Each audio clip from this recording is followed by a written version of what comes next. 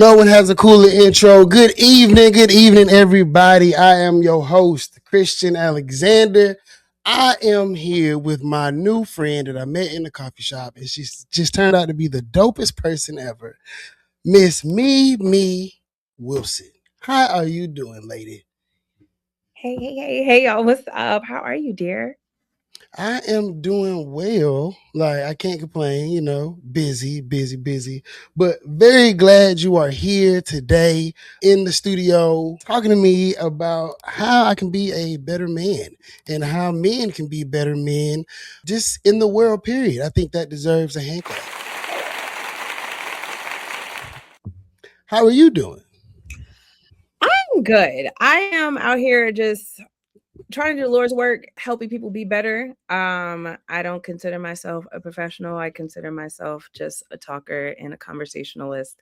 And if I can help somebody along the way, then cool. That makes me happy. So yeah, I'm excited to talk through. I know we got a lot on the docket tonight. Yes, we do. We do. And I'm ready to get into it. So, a brief intro before I let Miss Mimi tell you all about her awesomeness. So, Mimi is a communications professional. She's a book lover. She's someone who stays stirring the pot. Like if it's a pot to be stirred, she's there to whip it up. Messy way. Let me be clear, not in a messy way. In the like, let's dig into this deeper. Let's talk about it. Let's make it a little uncomfortable. How do we sit with the truth? Not in a like, oh, she being real messy. But continue. Right, right. So if you go on her Instagram, she has this cool quote that says, "Before I am a woman, I'm a menace to society." Right. And I felt that because my daughter is going to grow up like that because it's inherent. Because I'm a menace to society. She is just the girl version of her dad. But before all of that, it says, food and a book. So you already know what the vibe is, right? Like anybody that knows good food and is going to sit down is intelligent enough to digest a good book, you know there's somebody that you need to talk to. She is the reason why I'm on this journey to reduce the level of patriarchy in my life and to be a better human being and to be somebody that can be a beacon of light to the community. Ladies and gentlemen, Miss Me Wilson. Yes. I'm working on my Shannon Sharp. Look, you doing real great. Okay, you doing real good. I love it. Absolutely. I need to go ahead and bottle that and just like, all right, this is my intro from moving forward. I'm working on. I did an intro for State Rep Symphonia Thompson once at an Mm. event, and I was so nervous. Like I stayed up all night, like researching her and figuring out like how to say the most flattering things about this lady. And she told me I did a good job. I was like, I'm gonna take this up as a profession. I second that. I second that motion. I second. So, Mimi, tell my viewers who you are, what your passions are, like what led you to say, hey, man, maybe you should read this book, right? Yes. Okay. So first and foremost, anyone who knows me IRL knows that I am a certified yapper. I have always been a yapper. Got most talkative in high school. So baby, I be chatting it up with any and everybody. My friends are convinced that I'm gonna get snatched up because I will talk to strangers no matter what.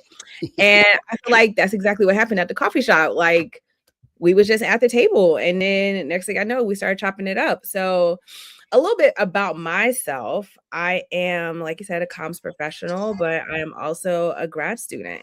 Communications was getting exhausting. I was doing corporate and working with big media and doing a lot of interesting things, but it was not satisfying and it just wasn't fulfilling. So I was like, you know what do Black women do when we get bored? We go back to school.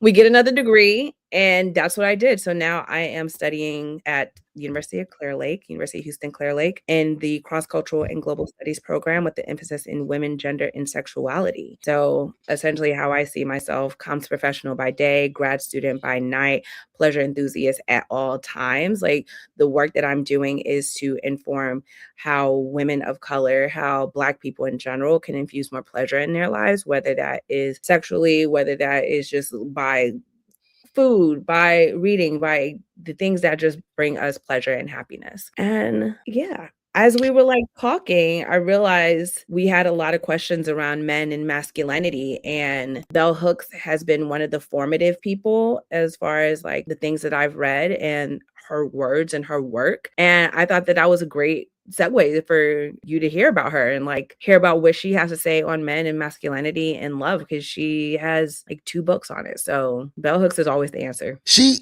was an answer. And I'll tell you, the thing about Mimi that caught my eye, we were sitting there at the coffee table, this very communal table, and she had the coolest stickers on her laptop.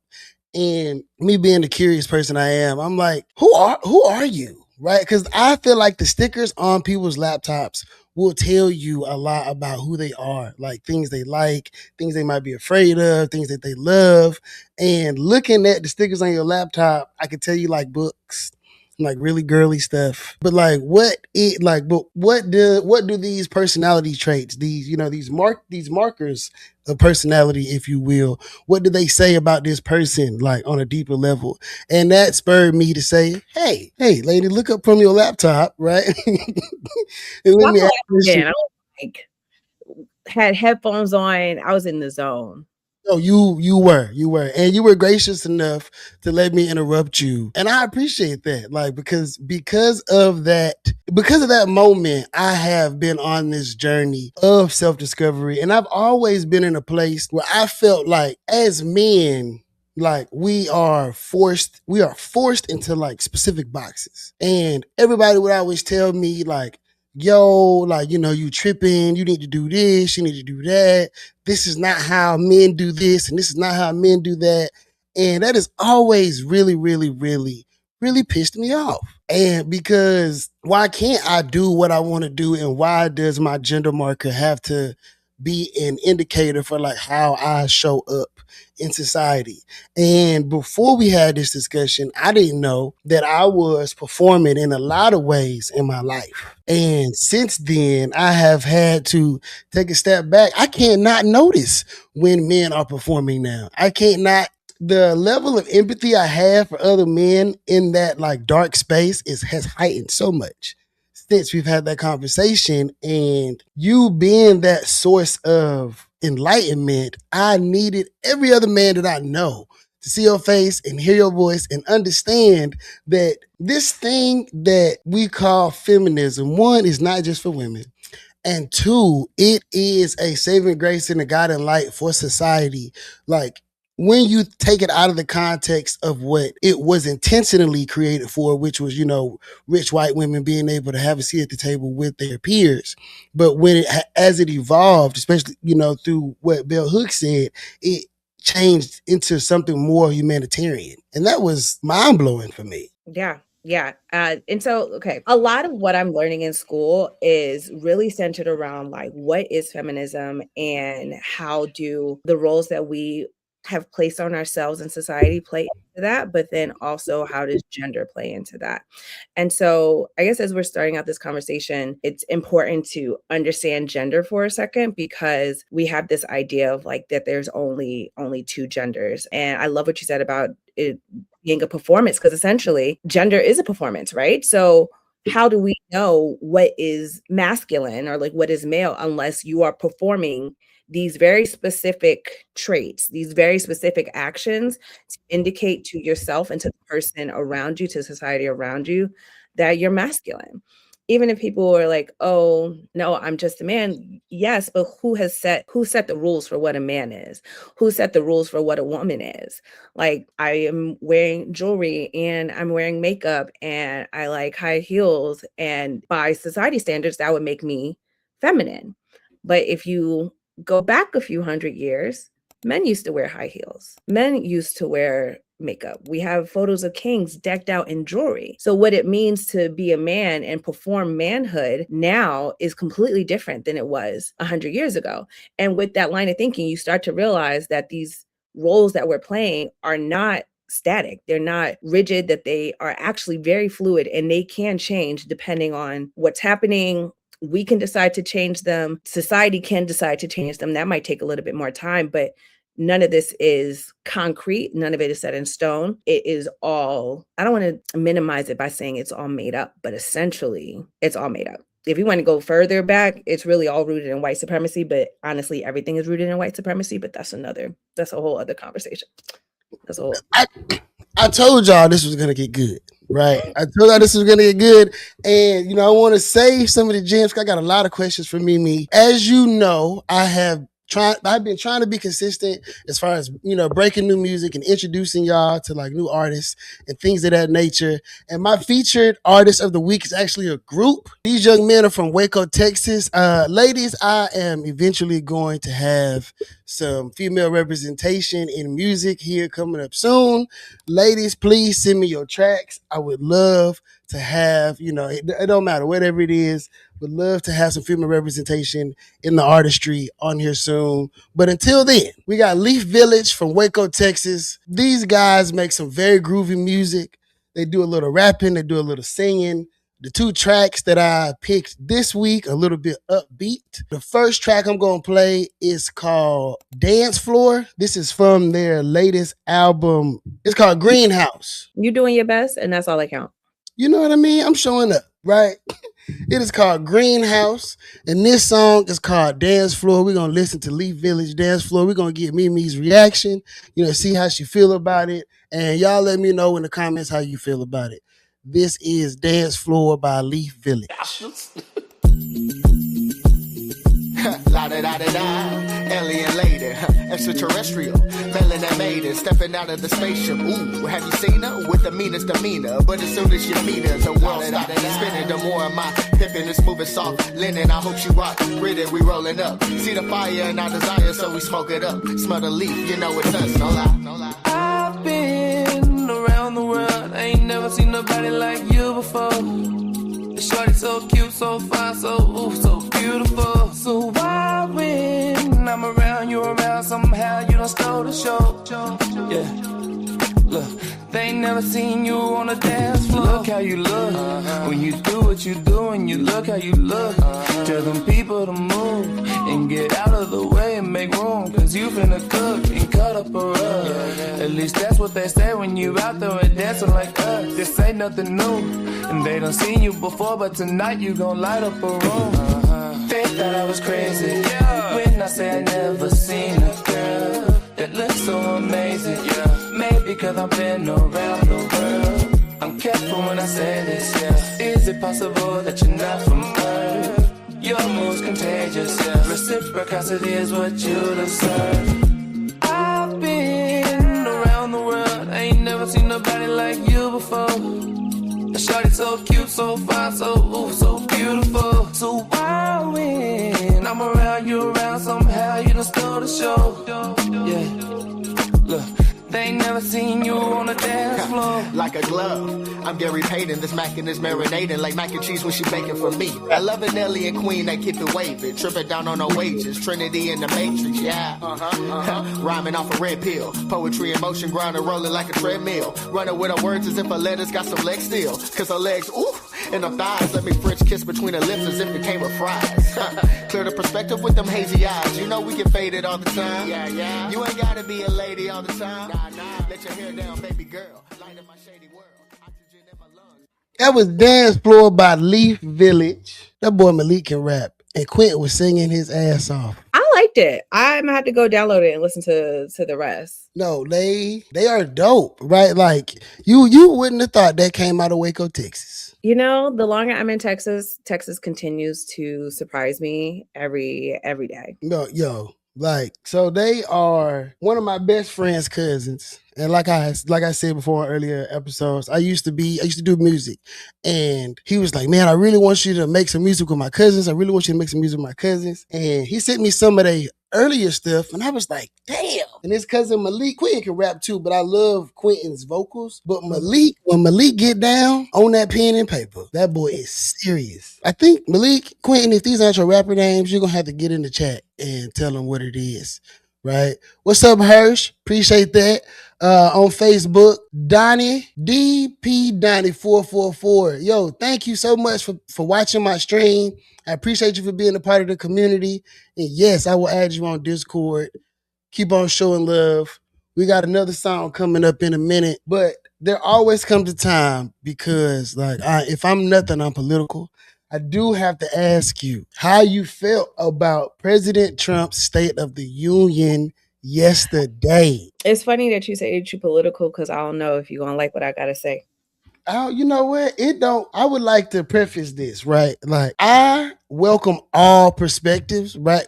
Number one, I'm coming from a black liberationist perspective. I do caucus with the Democrats, but like my goal in political activism, economic activism, and social activism is to liberate the black mind, body, and wallet. So, whether that is a black conservative view, a black moderate view, or a black liberal view, as long as the goal is the liberation of black people, I'm here for it because there's a common thread that we can both tread that line to be able to get to where we need to go for the liberation of black people. So Yes.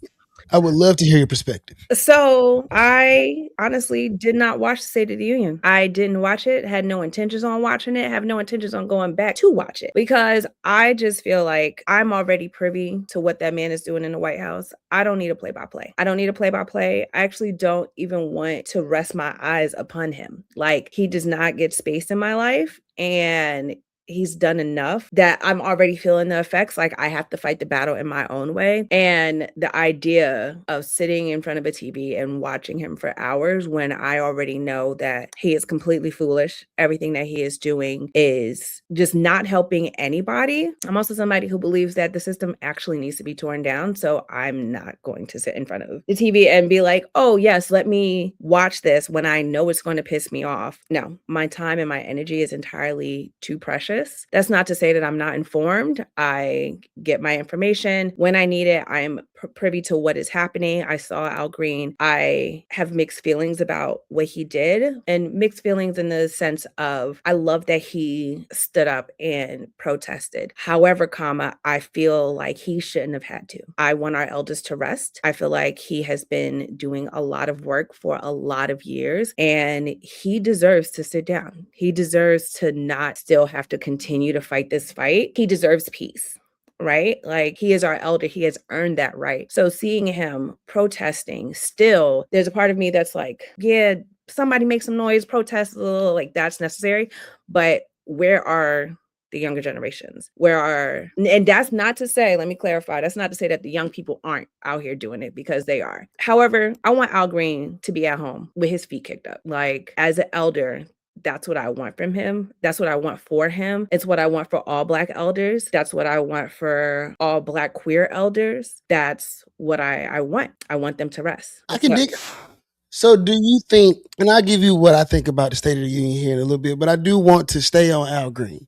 So do you think that Al Green making this, I would say historic run against the young Congressman Christian Menifee, how do you feel about our elders clinging to power the way that the Congressman is clinging to his power, right? Like, a lot of people say that, you seasoned, brother, you have done your time, you have done the things you need to do, like round of applause, like it is time for you to take your seat, right? But he don't feel that way, right? So, as the younger people, right, one, are we being overly critical of him and his decision as far as him wanting to continue on his fight, right? The way that he was continuing to fight.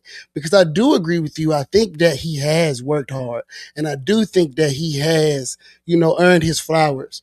But are we being ageist? Are we being things that are right? Because I'm rereading, right, How to Win Friends and Influence People, right? And one of the first tenets in the book is, right, don't kick the beehive if you want honey, right? So, and criticizing people on the decisions that they make, it never yields fruit. And all over the internet, I see a lot of criticism about, his decision to keep running, but I don't see anything that is particularly constructive, because if he does win, what kind of divide does that cause, right? And if he doesn't win, what kind of divide does that cause? Because we then do not have the support of an elder statesman that we do need in our fight for Black liberation. Right. Okay. So I'm going to call back to Supreme Court Justice Ruth Bader Ginsburg, right? I'm going to call back to her because, stay with me, she was in that position for a number of years, and people begged her to retire. So that way, while Obama was in office, there was an opportunity to put another Supreme Court judge in that would essentially help sway us in now what is like the times that we're in. But she openly chose not to. She chose not to. She passed in office, and we saw what happened. Now, I believe that had she retired, we would be in a very different situation. I'm not blaming it all on her, but this is just one aspect of it. And the thing that came up for me was like, our elders and older people in general get in these positions of power and then they don't want to step out of them.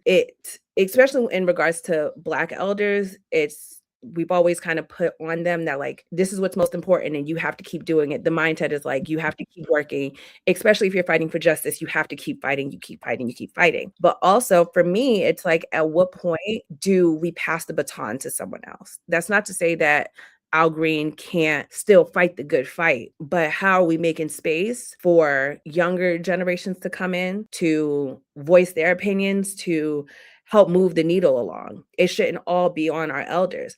And in addition to that, when it's all on our elders, things aren't really changing much. And I say that as in when there's opportunities for growth and for flexibility and a difference of opinions, when you have our elders in these positions of power, they're so accustomed to doing things their way that they're not always going to be open or receptive to a new way of doing things. And I love Al Green and like Maxine Waters. However, I do think that it is time for them to retire. And like, I can understand why somebody would say that that's ageist. I'm not saying that they need to retire because their age prevents them from doing the job. Obviously, we can see they can still get the job done. That's not what I'm saying. What I am saying though is, how do we make space for newer generations? How do we expand our thinking so we're not thinking in a vacuum?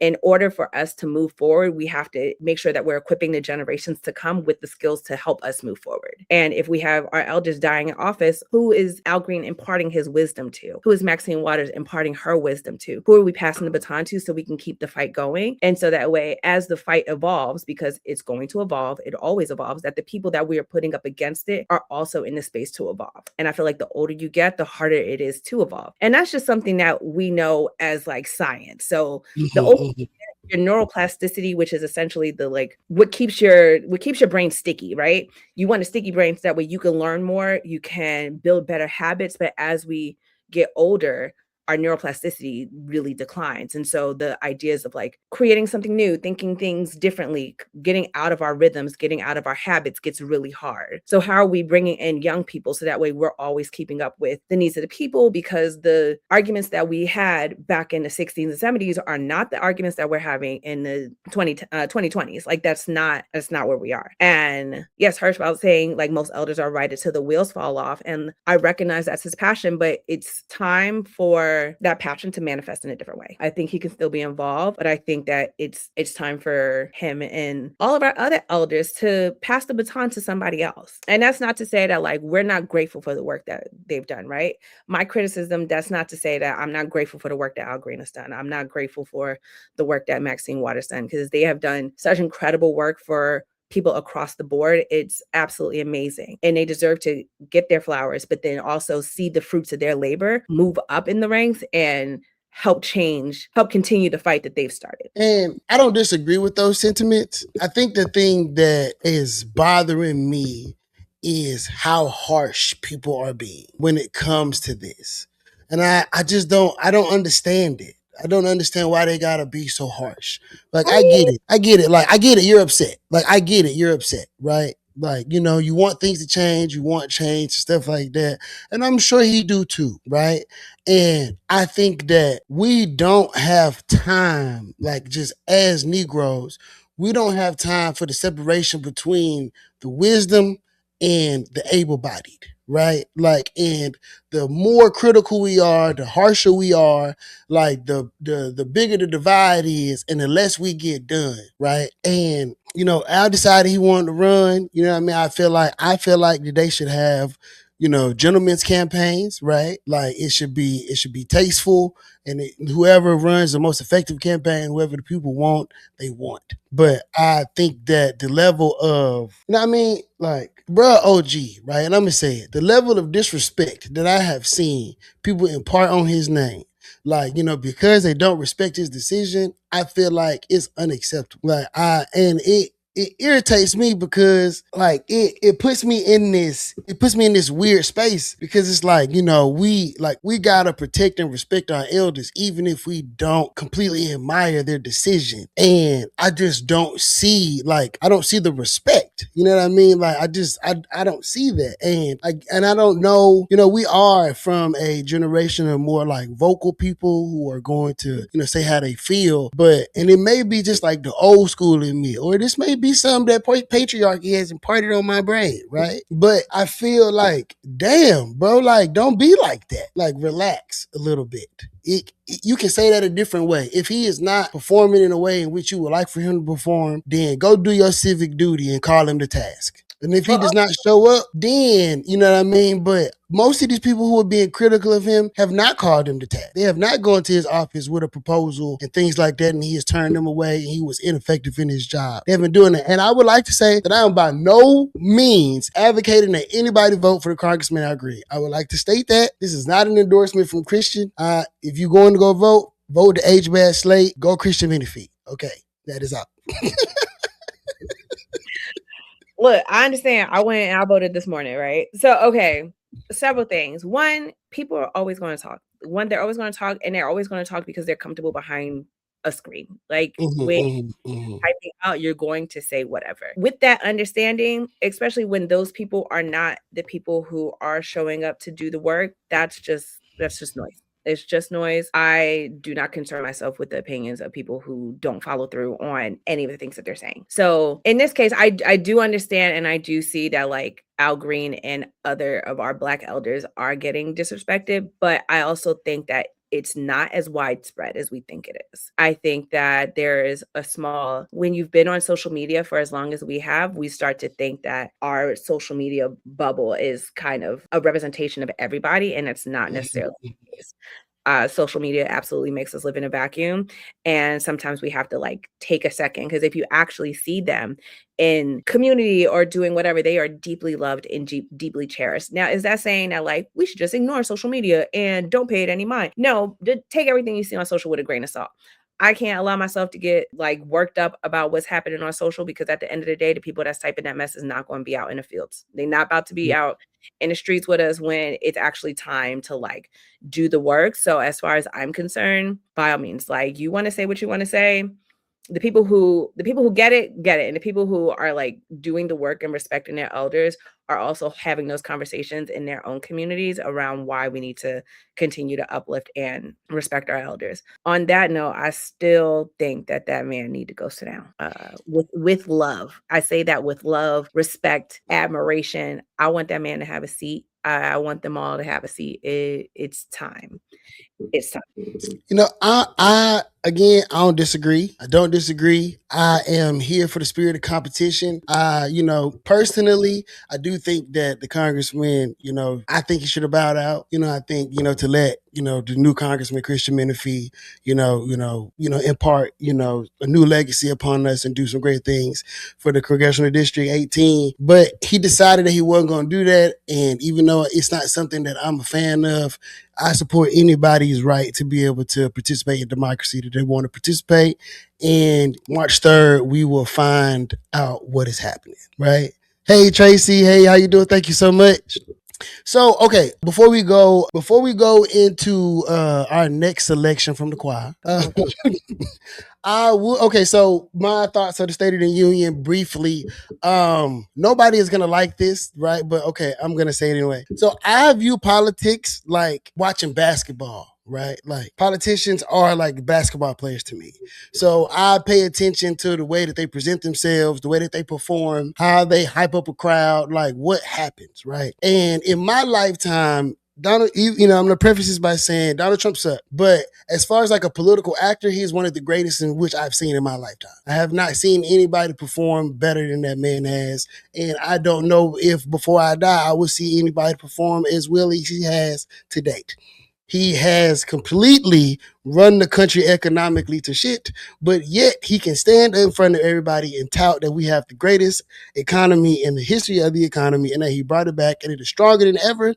All of these people go, oh my God. Yes, like people are passing out, like they are super, super, super excited.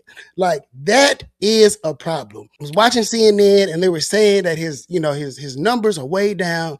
And he was like, after they watch my State of the Union address, they're not going to feel like that no more. Like, and if you watch a couple of episodes, I have my friend Ryan on here. Ryan is a Trumper. He not like 100% MAGA, but he MAGA though, right? Like, and Ryan will tell you how he feel. He don't care at all, right? And I was listening to, I watched the whole thing because like I need to know, right? Like I watched the whole. I don't even know what channel it came on. I had my feet kicked up watching Paradise. It was lovely. If anybody's watching Paradise, y'all know, put it in the chat. Paradise is amazing. But anyway, continue. I wish I was that level of unbothered. Truly. I wish I was that level of unbothered, but I'm not. I need to know. I watched it last night. I rewatched it before we got on the show today. I read about it a few different times because, well, one, like, let me preface this. Hold on. My brother in Christ, you are a black man in America. Why are you watching this? Like, I'm going to tell you. But why are you stressing yourself out? We already stressed enough. Well, no. Well, so me, I'm a big political nerd, right? I'm a big political nerd, and I'm real big on like messaging and how we can do a better job in invoking the kind of excitement in our base that he has invoked in his base. So it's more of like a research project, right? Like I said, I watch politicians for the sport of it, to see how they are able to sway public opinion and be able to get people emotional enough to do things to help further their agenda. And so as we are heading into November, and as we're heading into another election year, as somebody who actively works on campaigns, right? I'm the first vice president of the Houston Black American Democrats. Like, the goal for me is to understand what the other side has going on so that we can better prepare ourselves to be able to message to our constituents in a way that the things that he is saying that will, right? Because let's be real, there are a lot of, especially like, there are a lot of black people who will sway that way. Right. And there are a lot of black people who are in the middle. They just don't really know where to go. But a lot of things that he's saying, right? Like, no, he's not taking taxes out of Social Security. He's not taking taxes out of tips. A lot of us work in hospitality, waiters, bartenders, bussers, stuff like that. So a lot of that stuff is directly impacting, those of us who participate in those fields, right? Like, just like when he signed them checks and everybody got them Trump bucks, they was, excited. So there are little things like that, right? Like, and that's the performance. Like, that is the performance. That is what I'm looking at, right? And they also, right, we also, as black people, we like charisma. We love charisma. We love a charismatic leader. And even though he may be wrong and he may be gaslighting people and he may be separating families and stuff like that, people are going to see past that and they're going to be enamored by the charisma. So, like, as somebody learning how to better participate in the field, like in this battlefield of politics for the liberation of black people, I need to know what's going on. Right? I need to know that he decided that he was going to do the Trump accounts for babies born between 2025 and like what that looks like, all that different kind of stuff. The way he made it, the way he brought the young, which now identifies as a young lady, but at the time identified as a young man in school in Virginia, and she was doing it in secret and the school enabled her. Now, I do think that it is wrong that like the school didn't consult with the parents. But for him to be able to put this young person on the screen, to be able to down talk, right, the trans population, like that is, like, those are talking points that are going to be feeding into the brains of people who may be more conservative leaning. And because they're not as educated on these groups of people and their woes, they will take that as face value. So knowing that he's an excellent showman. He gave out a bunch of medals. He brought the hockey team. Like, it was a party. It was a Republican party. They was going crazy. Like, so just to know, like, all right, like these are the pain points, right? These are the points in which we need to do better at communicating, because he is co-opting a lot of the messaging that, like, the Democrats were using when we just swept not too long ago. So it's kind of flipped on his head. Right. So like after that, how many more people are going to listen to that?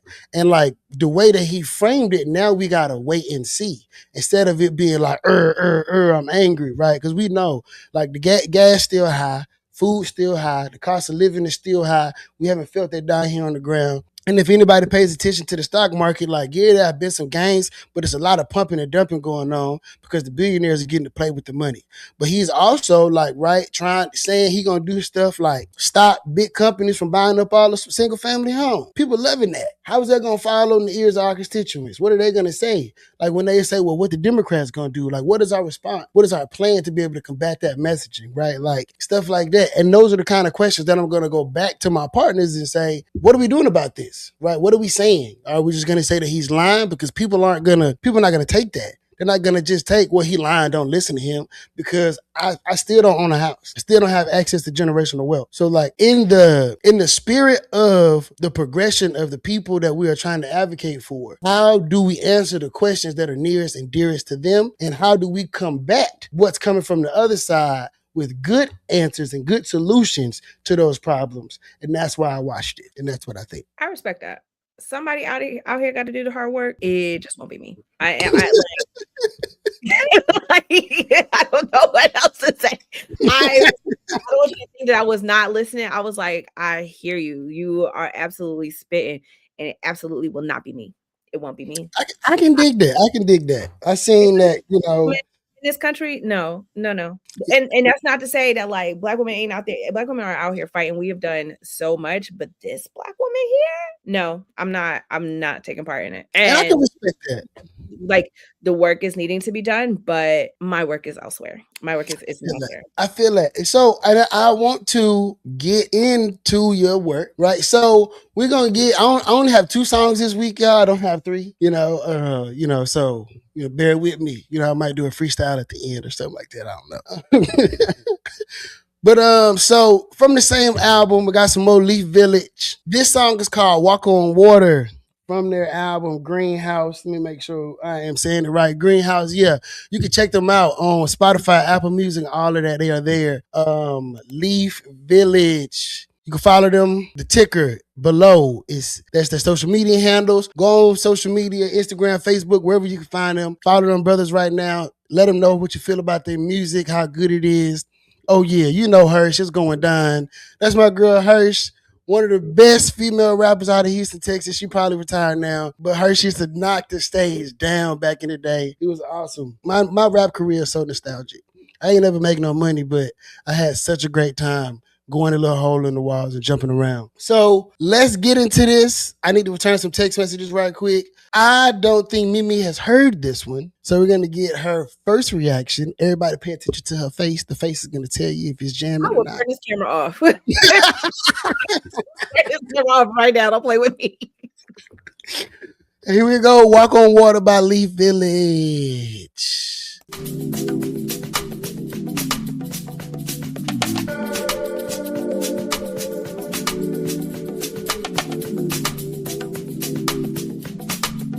Might walk on water. Might walk on water for you. Might walk on water. Might walk on water for you. Yeah. I might walk on water. I might walk on water. I might walk on water for you. Yeah. I might walk on water. I might walk on water. I might walk on water for you. Now that I got your attention, I only wanna spend my time with you tonight. You're the only thing that's running through my mind. Yeah. How could I even forget to mention that every little thing you do is right? The mother woman got nothing on you tonight. Yeah. See, I don't see your ring on your finger. Well, hello girl, nice to meet ya. So tell me what it is you're drinking on. Yeah, I know you're not new to all the fame. Constantly approached by all the lanes. Spitting game, but they're all the same. But let me tell you that I'm different. I got a few goals you should know, I suppose. You way too gifted to be drifting out there all alone. I'll defy reality for you. Create a reality for two. Don't believe me, let me show you what I do. Yeah, I might walk on water. I might walk on water. I might walk on water for you. I might walk on water. I might walk on water. I might walk on water for you. walk on water. I might walk on water. I might walk on water for you. Yeah. I might walk on water. I might walk on water. I might walk on water for you. Yeah. That was Walk on Water by Vxllage. I've been forgetting to put on my DJ glasses. You know, I was curious about the sunglasses. I was like, I'm gonna let my boy do his thing. Yeah, let me work. My homegirl last show, she was, I was just being silly. She was like, "Ooh, DJ glasses." I'm like, "Yes, I think I'm gonna make that a thing." I see the vision. I see the vision. You know, I want to, before we continue, I want to give a shout out to Vxllage for sending us that great music today. You know what I'm saying? I'm gonna give them a little hand clap. Come on. I love it when, you know, I want men to start singing about being in love again. I want black men to make songs like, you know, American black men to make songs like Jamaican men and African men sing about love. They not in the studio doing the nails anymore, and that's a problem. Okay. It's a problem. Men are not singing in the rain for women anymore, and that's a problem. You ain't left me a begging voicemail ever, and that's a problem. How do we fix it? You know, I think healing, right? Like, I think we definitely have some healing that needs to be done. You know, we went from crooning, right? Then we started rapping. About, you know what I'm saying, guns and death and all that other kind of shit. And now the young niggas is rapping about like being on Percocets and being sad. So they are kind of singing about love, but they singing about getting their heart broke more than they're singing about like the one, like trying to have a full heart. They're more focused on the sad part of the emotion of love and not the happy part. And you know, I think that is because of, I'm going to go back to it, men are not ready for the evolution that women have undertaken. Just not ready. It's scary. Terrifying. It's Yeah. terrifying. So I mean, I think more artists should invoke emotion in their songs. That last one was Ray J. That was not Ray J. Gangsta Pyru from the West Side. You know what I mean? But my boys would be excited to know that you compared them to Ray J. I don't know who that was singing. I don't know if it was Quentin. I think it was Quentin. That boy can sing. Now Malik, he gonna get on there. He was about to come with them bars, but we ain't got that much time, and I have questions to ask Mimi. So y'all go find that on Spotify. Also, this QR code in the top, my right, your left, right? Yeah. Over there. This is Mimi's Instagram. So, you know, if you like what you're hearing, you got any questions, you want to talk to her about anything, you know, the last one, the crown the track. Oh, yeah, for sure. One Wish was a banger. Ooh, said I love you first. He was on there. Bring it back. He was on there. But yes, please follow Miss Mimi at Sweetwater Molasses on Instagram. She shares books that she has read. And a book that she read changed my life. One of them might change your life. She's just an overall dope sister. So please show her some support. So let's get into the meat and potatoes of this, like while we're here. Right? Okay. So this is me. Check me out, y'all. I'm on my Shannon Sharp. I got some questions. I'm finna do an interview. Right. So my first question is, what do people get wrong when they hear the word feminism? You know, it's funny. I feel like I just wrote a paper on this, and people hear feminism. Let me back up. Black people hear feminism, and they usually think of white woman feminism. And they also tend to think that it's only for women and it's only about equal rights for particularly men who are not as enlightened. Their idea of is equality and something that I've heard multiple times, like, oh, so if you're a feminist, that means I can hit you like I would hit a man. That's a whole other, like, it's crazy. Somebody said that? I heard it. I've heard it. And not only have I heard it, I've heard it a number of times. And not just for me, I've also heard other women hearing this from men. Why is your first instinct to hit me is beyond me, but that is a completely other conversation. That's crazy. So a lot of times people think that feminism is just for women. And truthfully, that idea stemmed from like the history of feminism, because feminism has come in waves. And right now we're considered to be in the fourth wave of feminism. So when you looked at it, for the first and second wave, a lot of that was for white women to get equality to white men, and not necessarily an equal pay, but like equal pay is part of it, like voting rights, pregnancy rights, the right to make and create a family when you're ready. Because a lot of times that decision was left up to the man. And so that's really where feminism kind of got its roots for, was women advocating for the rights for themselves, women as in white women. And as we progress, especially as we moved into from the third into the fourth wave, we're in the fourth wave now. The third wave is kind of the wave of the 80s, where it was equal pay for equal right. But then also we had a lot of Black feminists that were appearing and kind of setting the stage for, hey, we're also women, but we're also Black, because a lot of during that time, Black women weren't really included in the feminist movement for the simple fact that the idea was like, oh, well, you need to focus on the civil rights movement first before you focus on this. But for Black women, we have our foot in both. We have our foot in the civil rights movement because we have an understanding of what it is to be Black, but we also have a foot in the feminist movement because we understand what it means to be a woman. So where does that leave us when we kind of are straddling two things? Insert Kimberly Crenshaw, and she coined the term intersectionality. And that essentially means that you are living at the intersection of two or more identities. So for me, I live at the intersection of Blackness, womanhood, queerness. Those are all things that make my experience to be something that's very specific. You and I have the understanding of what it means to be Black, but you have no idea what it means to be a woman, let alone a Black woman. So I think when people are thinking of feminism as we're like transitioning into this new wave and like looking at it for what it is today, it's no longer the feminism of the past, like the feminist movement of the past, where we're just focused on equal rights and gender rights. Like we're really focused now on the intersectionality of it all. Like how do we be more inclusive? And the feminism that I feel like I am learning about, that I'm involved in now, also very much includes men, and it includes men from the idea of how can we make a more just world so everybody, men included, can show up in the way that they want to show up, not in the way that society has dictated for them to show up. Mm-hmm. And I can admit, like, that when I used to hear feminism, I would think like it was just, women's rights, right? Like, it's so much more than that, though. It's so much more. And for the people who are actually doing the work of feminism, feminism is, yes, about women's rights, but it's also about gender rights. It's about men's rights.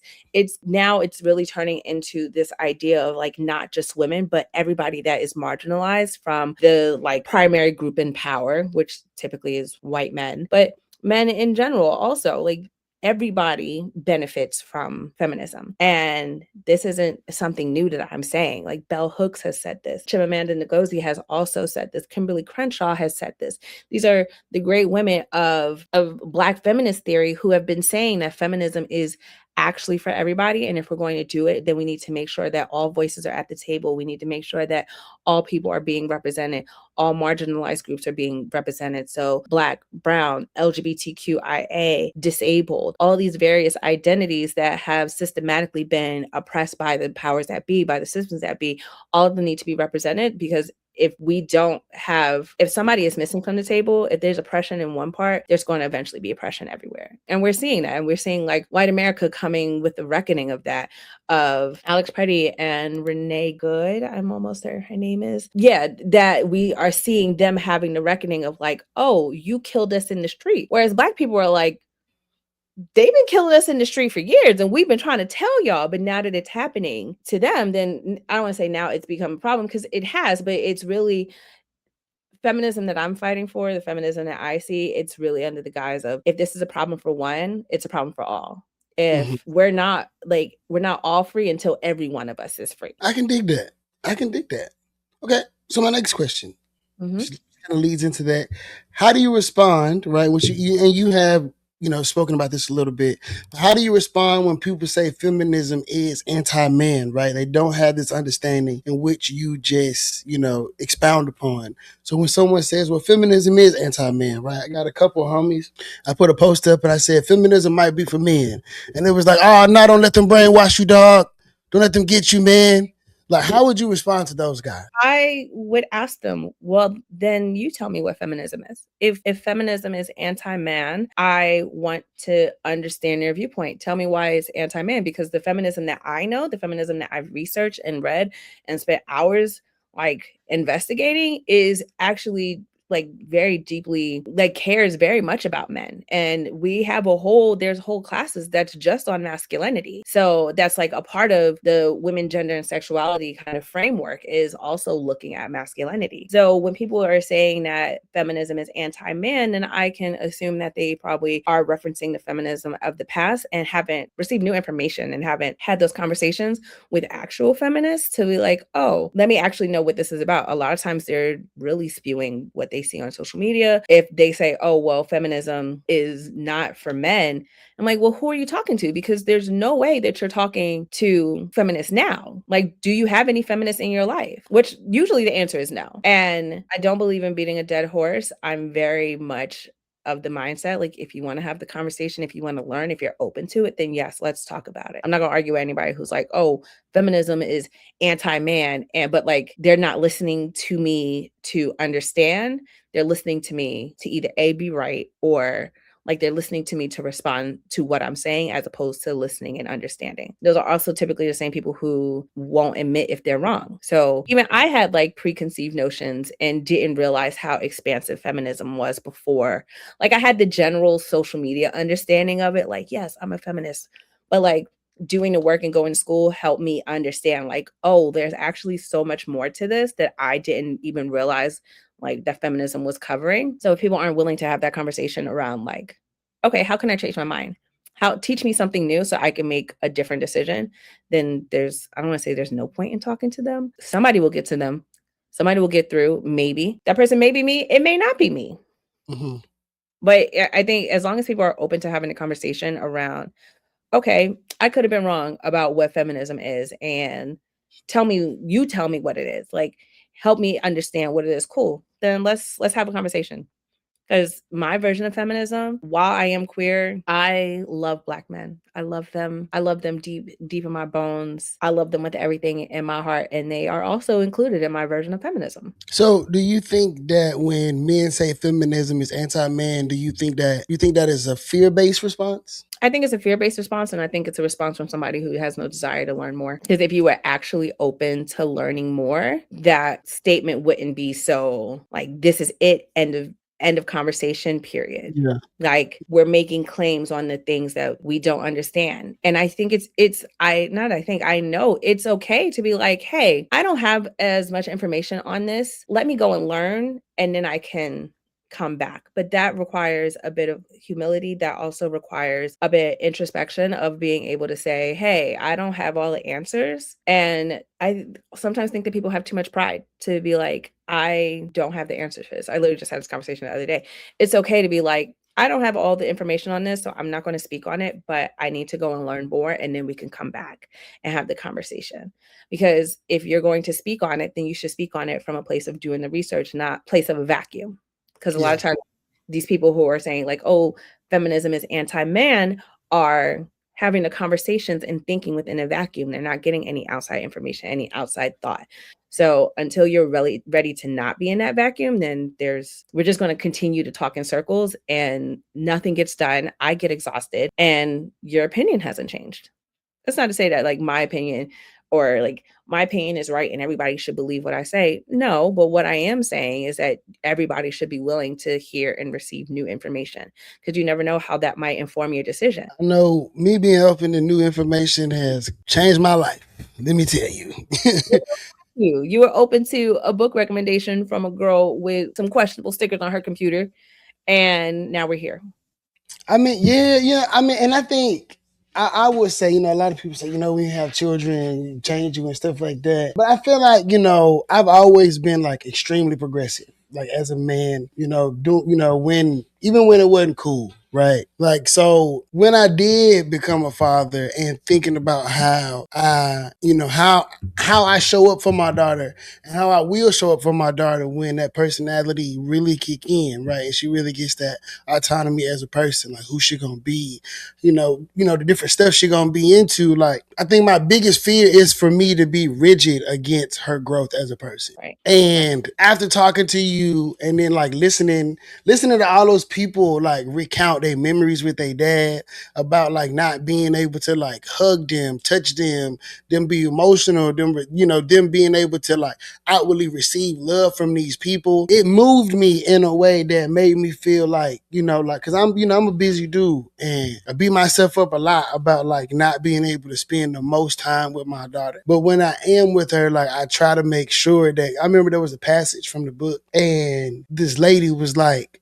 oh no, that wasn't even the book. It wasn't even the book. I was talking to a friend and she was telling me how like her dad, like she got in the car and she was sad about something and her dad answered a business call like while she was like going through it, like in the car. And I remember thinking like, I'm never gonna do that to my baby. Like, like I wanna be open enough emotionally to be situationally aware of like, in this moment I need to be here for her like in this way, even if I don't understand it. And I know a lot of times as a man, like I used to disregard things that women would say to me or like different emotional cues and stuff like that because I didn't understand it. And my rebuttal to this was because like I was always taught that like men set the tone and the tone, like she gonna fall in line if you behave in a specific kind of way, which is really wrong, guys. It is really wrong, especially now they got jobs and shit. Like they don't need you. It's more than that, right? It's more than the idea of like women don't need men, because I am of the mindset that we all need each other. As humans, we are not built for individuality, like in a societal standpoint, right? Not in like our own personality, but like we are communal people and we have been a communal people for the entirety of our existence. So the idea of us trying to not operate in that is a little heartbreaking for me. So the idea, like, I never want to get into like a man versus woman or like this is what it's supposed to be. But when you look at how society has kind of framed the idea of what a man should be and what they should be doing, we really nurture women to be more emotional and we strip that from men. And that's something that Bell Hooks talks about in the book, and how at some point you see young boys who are very loving and very affectionate, but then as they start getting into teenage years, that starts to really kind of strip away from them and they become very stoic. And so we teach boys and we teach men that their emotions aren't good and that they are only, to be a proper man, you're only limited to one or two emotions. And that primary emotion is anger. But in placing that on them, what are we taking from them, right? Like where women get to experience this full range of emotions. So why don't men? And the idea is like, oh, well, because he's a man. Well, then who said that? Who said, who deemed it so that this was how a man was supposed to act? And if you go back far enough, you realize that a lot of that is rooted again in white supremacy. But the point is, all of those ideas around what a man should be are truly arbitrary because, like I said earlier, they will change over the course of hundreds of years to suit whatever the societal needs are. Wigs used to be a thing for men. Like wigs used to be a masculine indicator, right? Now it's not seen that way. It's seen as something that's very feminine. And something else that I feel like is important to note is that we also live in a society that demonizes femininity and teach men that anything that is feminine is not good. And we teach men that like them even trying to touch base or like get in touch with their feminine side is a bad idea, or we make them the butt of the joke. So how do these two things that kind of coexist, that kind of need to coexist with each other? We have one that is essentially being vilified. How do we see them as equals? How do we grant that freedom to feminine presenting people while also honoring it for masculine people. Like, just as much as I enjoy tapping into my masculinity, yes, I am girl. I like makeup, I like heels, I like getting dressed up, like doing all of the feminine things. But then also I have days where I am very masculine. Like, I am very masculine. I like and all the kind of markers that you would indicate as like, oh, that's a masculine woman, I enjoy them. And I have the freedom to enjoy them. But that doesn't, nobody is like questioning me or my gender.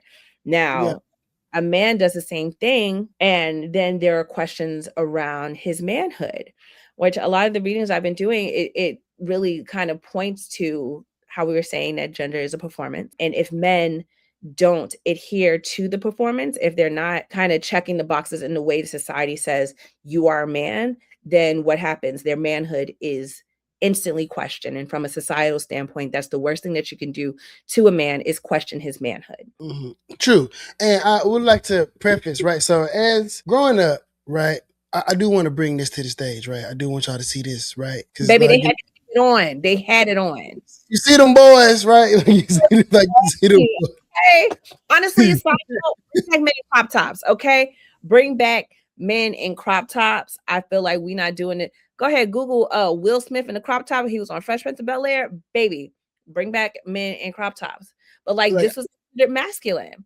Now, if a man tries to do this nowadays with the like, look at the peacock embezzling on the pants, okay? Is gorgeous. He had that tied up crop top, baby, and you can't tell me that he wasn't bagging several honeys down by the club. They went to the disco club and he was getting all the girls. But let a man wear that now, and people are automatically going to think he's gay, as opposed to this is just an expression of how he's feeling in this moment. That this expression is not an indicator to his sexuality. That's a whole other, like, the idea of how we present ourselves is this indicator of who we're attracted to, and that's not it. And I think that like feminism in general, but like looking at it from this way, allows for us as a people to be more expansive in our thinking, more expansive in the way that we present ourselves, so that way we're not just limited to this idea of what a man can be. Exactly. Prince was a prime example. That man had them cheeks out and was laying the girls down. Do you hear me? Like, Prince did not subscribe to the gender narrative of what a man should be. And yet his expression was not indicative of his sexuality. Growing up, I used to be real confused about Prince, right? Like, real confused, like, right? Like, because all my aunties and them, they love him. Oh my God, Prince. But, right, because, right, I'm from Norfolk, Virginia. I'm from Summerlin Terrace. I'm from South Norfolk. Like, it ain't none of that going on, right? So growing up, like, all of those patriarchal things, right? Like, because I remember in high school, I was in college, my little brother became a cheerleader, right? And I remember being like, oh no, my nigga's gay. I remember that was my first thought. Like, I called all my homies. I'm like, dog, my little brother became a cheerleader. And I called my brother and I'm like, what's going on, nigga? He was like, bro, get out of here with that, dog. He was like, I like this, but I get to flip. You know what I'm saying? There's women everywhere. You know what I mean? Like, this don't.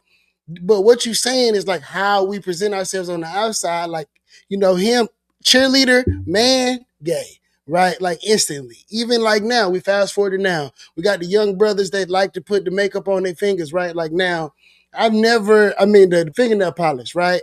Now, whenever I would see a white goth person, I would never question their sexuality. You know what I mean? Like, You're a black man. But black men, oh yeah, for sure. Because if it's white people get a level of expressiveness that black people don't have permission to access. Totally agree. Because we can do whatever we want, but you mentioned earlier about masculinity kind of existing in a box, and essentially that's what it is. And I need us as people to like recognize that we are confined in a box, but I also need us to realize that we have the key to the box to let ourselves out. Yeah. And look, I've dated black men who had like nail polish, and they weren't gay because baby, they was with me. And like, I'm gonna tell you right now, they weren't gay. And it's just another form of expression. But it's again this idea of like masculinity is supposed to look this way. To be a Black man, it means that you have to exist this way. And why do we want to put such limitations on ourselves? Why do we want to put those kind of limitations on our people? I don't want to put those limitations on Black men. I want Black men to exist just how they want to exist in the world. Just like I don't want anybody to put limitations on me and say, oh, well, this is what a Black woman is supposed to do. No, this Black woman is going to do whatever she wants to do, not what is deemed appropriate or socially acceptable by whose standards. And Yeah. in a society, we're just upholding these arbitrary rules that white supremacy put upon us, and we're just keeping it going. We're keeping it going as opposed to actually questioning it. Like, who said that? Who said that? Who said that this was the rule? Who said that this is what we are supposed to do and this is what it's supposed to be? And why am I okay with confining myself to this arbitrary rule that has done a great deal of harm? Like, if you think about the number of people who don't fit into the idea of what like masculinity is or what femininity is, the people who have the audacity to try to live outside of those, i.e. trans folks. You have trans men and trans women who are murdered by the numbers because they dare to live outside of the gender binary. They dare to live outside what it means to be masculine versus feminine. Anytime like existing outside of that can be a death sentence for people. And how are we okay as Black people seeing other Black people harmed when there's an opportunity for us to just live expansively? Yeah. We just decide to do so. Yeah. And I think Hirsch said this sounds like a battle between religion, spirituality, and science. And I think, right, like, and you know, I would like to preface this by saying I love the Lord, right? So don't come for me. But religion, especially Christianity, has created some very rigid conditions for Black men and women to live in. And that is a conversation that we need to have. You can love the Lord, but not put people in a box. This is true. Like you know, it is not our place. Like, if you see somebody doing something wrong, we should correct them. And the Bible do say that. But condemnation is not your gift to give. Right. So like people should be able to be themselves and live expressively.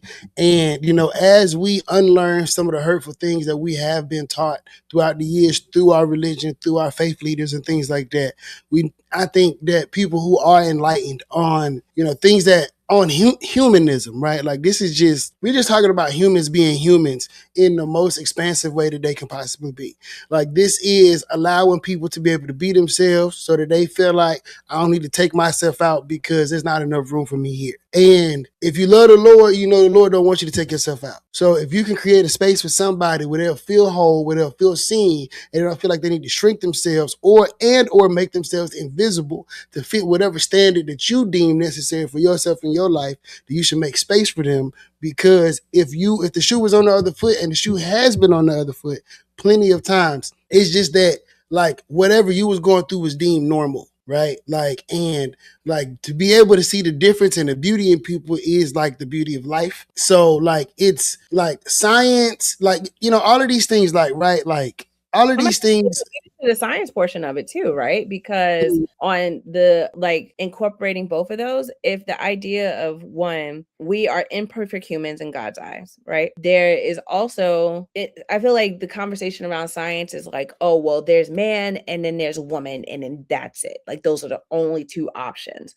When that is not necessarily the case. Like, in order to make a human, you have to have a bunch of chromosomes, do the right things and appear in the right order. So that way, then you can have someone that appears or has the genitalia of a man or has of a woman. Now, the body is not always going to get it right. And what happens when it's not going to fit into what one is supposed to be and one isn't? So then you kind of get into intersex people, and intersexuality is not necessarily, it's not a choice. It's just how they're born, right? So I think the idea of like it being religious or spirituality versus like science, I think both things can be held at the same time. I think it's not necessarily one versus the other, because if we're looking through the eyes of religion, God also made these people. So who is said that, oh, well, this is what this is and this is what that is? Man has said that, because the God I know has created everything, I won't say equally, but like if God is the leader of all creation, then he also created these people. He also created trans people. He also created intersex people.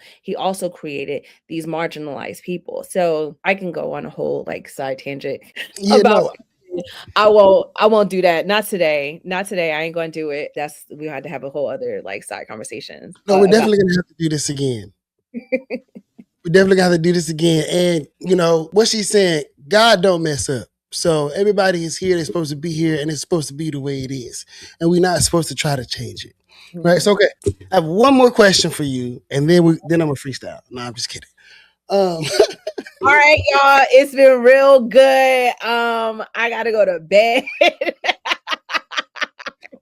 Okay, so my last question is, what does being your whole self mean to you? I think being your whole self means being the person that you want to be deep down. Like if there were no rules, no parameters, no like there was no one saying that, oh, you should be this, what would you look like? If there was any of the structures or the frameworks that we have, so I'm looking at racism, sexuality, I am looking at gender and what it means to be one or what it means to be the other or what it means to be in the middle. If none of those things existed, who would you be? And a lot of times people don't like to sit with that question because then they realize that like, oh, I've built the entirety of who I am against these parameters, against these frameworks. I'll go ahead and say it's a very hard question for me to answer. It's a very hard question for me to answer as considering somebody that is cisgendered, somebody who is feminine, who very much enjoys being a girl. Like it's hard for me to see myself outside of the concept of what it means to be a girl. However, being your whole self means being like the truest version, like honoring your deepest desires and living in that truth.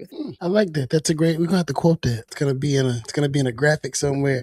Yo, so it is getting late. It's getting late, but I want to thank you, Mimi, for blessing us today, for helping impart this knowledge. Especially, I think this is the conversation that we need to be having in the Black community. I think just so that there can be more acceptance and more togetherness as far as like we're all like in this struggle for progress as far as like life, liberty, economics, and all that stuff is concerned. And we can't be battling about our intersections. We have to be able to feel our feelings and be able to hear other people out. Like, I mean, if it's something that scares you, take a baby step, but don't act like a bitch. And I'm just going to put it out there just like that. Don't also, do it.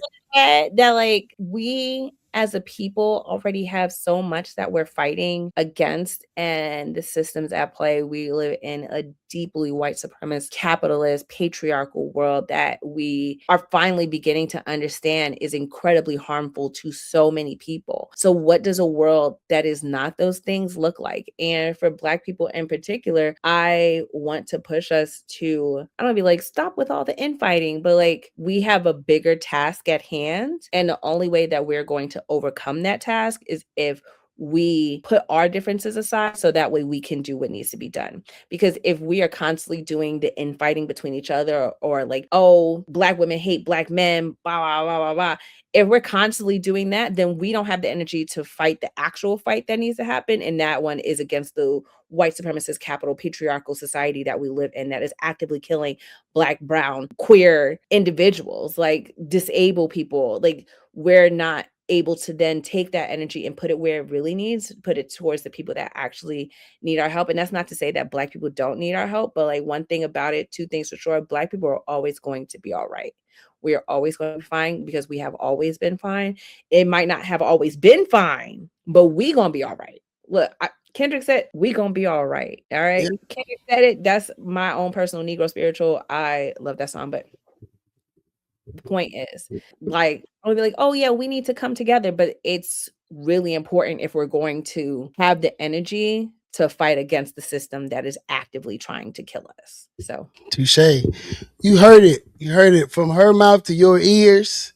I hope everybody was blessed by this message that we, imparted on you today. Mimi, thank you again. I have been waiting to talk to you, and it turned out exactly the way I knew it would. Like, this was great. I know we learned some people. Me. Look, I have book recommendations also. The book that we were talking about with Bell Hooks is called The Will to Change. That is by Bell Hooks. Let me see.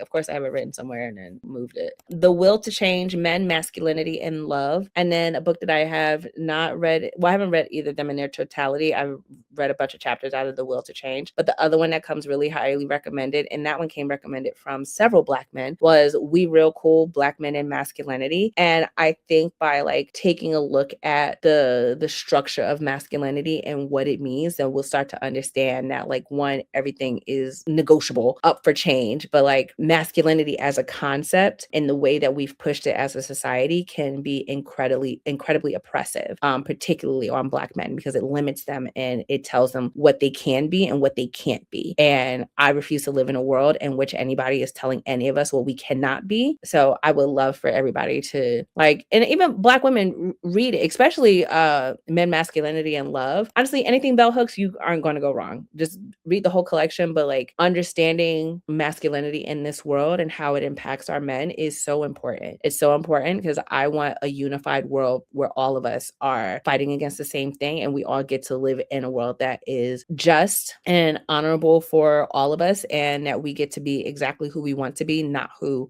we were told we had to be. Hey, be yourself. Be your whole self. Live your truth. Love yourself. Love somebody else. And open up your heart to change and your mind. That's the central core message of this entire series. Is it's not what you think it is. It could be better. All you got to do is be open to change. And change will happen. Once again, Miss Mimi, thank you so much. This was great. Thank you to everybody who commented, liked, listened. If you like this, share it with a friend. I normally do this on Thursdays, but I'm gonna be a little bit more flexible so I can, talk to as many wonderful people as I can. I'm gonna invite Mimi back after I read this other book. What's it called? We Cool? We Real Cool. We Real Cool. Yes. After I read this, so we can discuss that. If you have not voted, if you live in Harris County, you need to go and vote. Early voting stops on the 27th. Election day is on March 3rd. Vote the HBAD slate. If you have not scanned the QR code in whatever corner that is, there's a QR code. Scan that QR code. Follow Miss Mimi. Get you some learning. Get you some book recommendations. And, I be talking nonsense up there. Also, I don't want anybody to follow me thinking that, like, oh yeah, she about to be real serious. I don't take nothing serious, okay? I think everything is a joke, and that is my own personal form of resistance because I refuse to live seriously. Like, everything is either A, made up, or B, harmful. And one thing I'm gonna do is I'm gonna get my laughs off. So if you want some just unserious, funny things, I will also post that. But every now and then I'll be like, hey, make sure you go read this book. So right on. Well, all right. That's the end for me. It's time to eat dinner. Peace and love, everybody. Peace and love, Mimi. I'll see y'all next week. see you soon. Bye. Bye.